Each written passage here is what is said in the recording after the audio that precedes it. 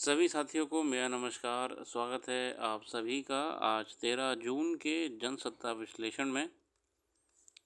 आइए शुरू करते हैं आज का जनसत्ता विश्लेषण और देखते हैं कौन सी खबरें हैं हमारे लिए महत्वपूर्ण।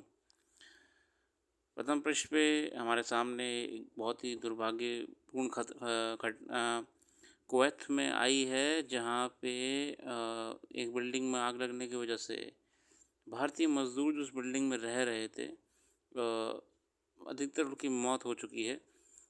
ये कहा जा रहा है कि शायद ये घटना आग जानबूझ के लगाई गई लोकल्स द्वारा, ये कहा जा रहा है, मतलब कि पुष्टि नहीं हुई है। इस पूरी बिल्डिंग में मजदूर रह रहे थे और बिल्डिंग में अचानक से आग लग गई और पूरी बिल्डिंग जल के खाक हो गई है। भारतीय दूतावास ने इसको संज्ञान में लिया है और इससे संबंधित अधिकारियों को तलब भी करी है। इसके अलावा हम सीधे अपने संपादकीय में आते हैं और संपादकीय में हमारे सामने जो आज का लेख है वो है भूखमरी और भोजन की बर्बादी। और ये लेख लिखा है चेतनादित्य आलोक जी द्वारा। भारतीय संस्कृति में सर्वभुवन् सुखिनः सर्वे सन्तु निरामया सर्वे भद्राणि पश्यन्तु माँ कश्चित् दुःखभाग् भवते की भावना के साथ समस्त जीव जगत के कल्याण की बात कही गई है। वहीं वसुदेव कुटुंबकम की भावना से संपूर्ण वसुधा को ही एक परिवार के रूप में स्वीकार करती है। हमारी संस्कृति ने जीवन में एकल को स्वीकार करने, उसका मानवर्धन करने या उसकी ओर अग्रसर होने की बात नहीं सिखाई, बल्कि एकल की जगह सकल की स्थापित करने का कार्य किया। हमारे पूर्वजों ने व्यष्टि के स्थान पर समष्टि के महत्व और प्राथमिकता दी है। हमारे ऋषि मुनियों ने सिखाया है कि इस नश्वर संसार में मैं का कोई महत्व नहीं है।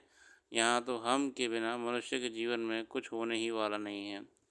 वैसे यह सच है कि मनुष्यता का ऐसा औदित्य भाव, संस्कारों की ऐसी सरलता और ऐसी सांस्कृतिक गहराई दुनिया के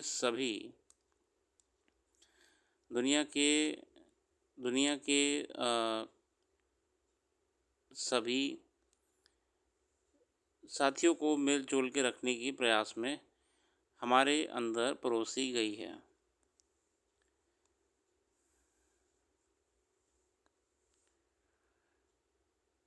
मगर क्या कारण है कि समस्त जीव जगत कल्याण की चिंता करने वाले समाज आज स्वयं इतना लापरवाह और लाचार हो गया है? वैश्विक भूख सूचकांक 23 के मुताबिक 28.7 अंक के साथ भारत से भूख का स्तर गंभीर है। हाल ही में संयुक्त राष्ट्र की ओर से भोजन से जुड़ी दो बेहद महत्वपूर्ण रिपोर्ट आई। इनमें एक भोजन की बर्बादी से संबंधित है और दूसरी भोजन के अभाव में और भुखमरी से जुड़ी है। गौरतलब है कि संयुक्त राष्ट्र ने भोजन की बर्बादी वाली रिपोर्ट को अधिक महत्व प्रदान करते हुए पहले प्रकाशित किया और भोजन के अभाव यानी भुखमरी वाली रिपोर्ट के बाद में जारी किया।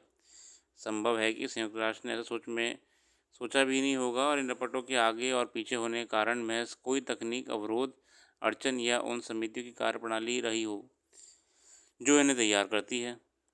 बात यह साथियों, अगर हम देखें तो खाना बर्बादी बहुत होती है आजकल। बहुत मैं देखा है कि सामान्यतः शादी बारातों में लोग पूरा पूरा खाना भर लेते हैं प्लेटों में और बाद में उसे ऐसे ही फेंक देते हैं। ये तो फिर भी हम शादी बारातों की बात कर रहे हैं, कौन सा हम लोग डेली शादियों में जाते हैं। मैंने होटलों में देखा है खाना लोग छोड़ देते हैं, अच्छा खासा खाना छोड़ देते हैं।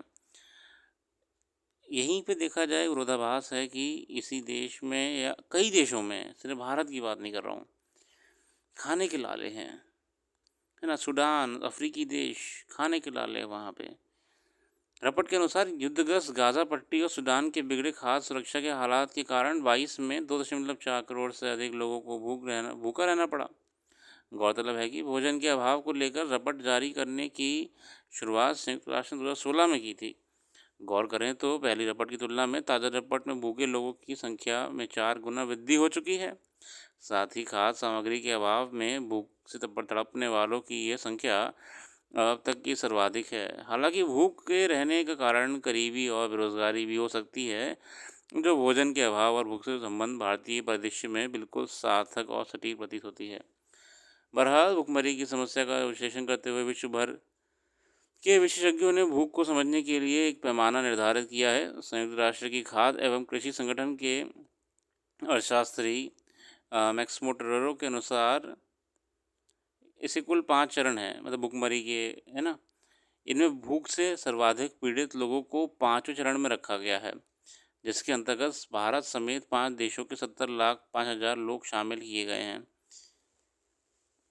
मतलब आज भी खाना, बेसिक खाना खाना किसी के लिए बहुत बड़ी एक रॉयल्टी है।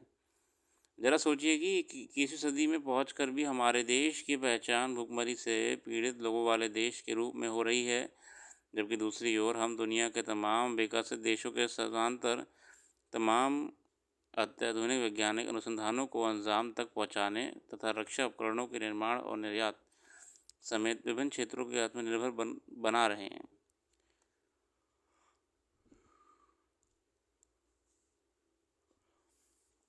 भारत के अंत में जारी संयुक्त राष्ट्र की अधीनस्थ इकाई संयुक्त राष्ट्र पर्यावरण कार्यक्रम की खाद्य बर्बादी सूचकांक 24 की रिपोर्ट में कहा गया है कि रोज़ाना दुनिया में जितने लोग भूखे सो जाते हैं उससे कहीं ज़्यादा अनाज बर्बाद हो जाता है, जिससे सबसे बड़ी भूमिका होटल और रेस्टोरेंट वाले निभाते हैं। रिपोर्ट के अनुसार वर्ष 2022 में 1.45 अरब टन अनाज बर्बाद हो गया था। देखिए, ये बहुत बहुत बड़ी विडंबना है हमारे मानव जाति की कि एक तरफ हम ही, हमारे भाई बहन जो अन्य देशों में रह रहे हैं, वो भूखे से तड़प रहे हैं, परेशान हो रहे हैं, पानी को तरस रहे हैं, और हमारे यहाँ तो गाड़ी भी सड़क पर खड़ी करके धोई जाती है, पानी बर्बाद किया जाता है। अब क्या कहें, समय रहते हमको एक सिविलियन के तौर पे एक समझदार नागरिक के तौर पे इस पे खुद से एक्शन लेना चाहिए, ना कि हर समय सरकारों को कोसें हम।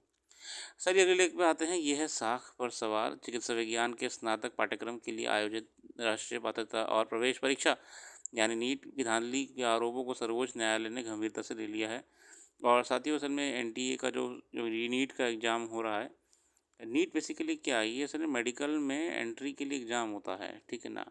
अगर एक बच्चा है, उसे डॉक्टर बनना है, तो उसे नीट वाला एग्ज़ाम देना ही पड़ेगा। ये एंट्री लेवल का एग्ज़ाम होता है। इसके बाद जो आपकी रैंक वगैरह आती है, उसके आधार पे जो भी मेडिकल कॉलेज में कट ऑफ तय करी जाती है सीट्स के ऊपर। जैसे मान लीजिए मेडिकल कॉलेज में एमबीबीएस पे, बीडीएस पे, बीएमएस पे, बहुत सारे कोर्स जो मेडिकल के होते हैं, कट ऑफ तय करी जाती है। तो आपकी जो भी रैंक आई होती है, उस रैंक के आधार पे आपको वो कॉलेज अलॉट हो जाता है, ठीक है। अब नीट एग्ज़ाम में धांधली कैसे हुई है कि इस बार लगभग 67 बच्चों की शायद रैंक बहुत ज़्यादा आई है। वहाँ 720 में 720 नंबर तक लोगों के आए हैं, जो कि एक rare of the rare, mathematically देखा जाए तो rare of the rare condition है। तो धांधली के आरोप लगाए गए हैं। कुछ लोग तो ये भी कहेंगे, कुछ कोचिंग माफिया जो कोटा के हैं, नामी कोचिंग इंस्टीट्यूट्स हैं, मतलब लोग कह रहे हैं बस, उन कोचिंग इंस्टीट्यूट्स ने पैसे देकर ये काम करवाया है, क्योंकि लगभग जितने भी टॉपर फर्स्ट रैंकर्स हैं, ये बड़े इंस्टीट्यूट के ही बच्चे हैं। ठीक है, मतलब कोई सामान्य बच्चा नहीं है जो मतलब आपकी गली गली में रहता हो। ये बच्चे मिलेंगे ही आपको उनके इंस्टीट्यूट में बस। बहुत बड़ा गेम है, बहुत बड़ा माफिया चल रहा है। हालांकि सुप्रीम कोर्ट ने अभी अभी जब तक मैं ये वीडियो बना रहा हूँ, ये वाली ये फैसला सुना दिया है कि एग्ज़ाम एक और बार होगा और 1536 बच्चों का री एग्ज़ाम होगा। इनका जो ऑनलाइन आया हुआ है स्कोर कार्ड वगैरह, उसे सुप्रीम कोर्ट ने निरस्त कर दिया है और नया एग्ज़ाम कराने के लिए कहा है। जिन सेंटरों पे धांधली हुई थी और जिन बच्चों के ग्रेस मार्क्स ज़बरदस्ती बांटे गए थे बिना किसी आधार पे। देखते हैं क्या फॉलोअप रहेगा इसमें। अगला अगला लेख है बदलाव की बयार। उड़ीसा में 24 वर्ष बाद किसी दूसरे दल की सरकार बनी है। असल में नवीन पटनायक साहब की जगह मोहन मोहन चंद चरण या चंद हैं माझी, ये नए माझी हैं, इनको नया मुख्यमंत्री बनाया गया है। नवीन पटनायक साहब का एक लेगेसी थी अपने आप में, मगर जनता को पसंद नहीं आया, उन्होंने चेंज कर दी सरकार अब की बार। माझी के साथ एक अच्छी बात यह है कि केंद्र में भी उनकी पार्टी की सरकार है, इसलिए योजनाओं और नीतियों के क्रियान्वयन में किसी अड़चन की गुंजाइश नहीं रहेगी।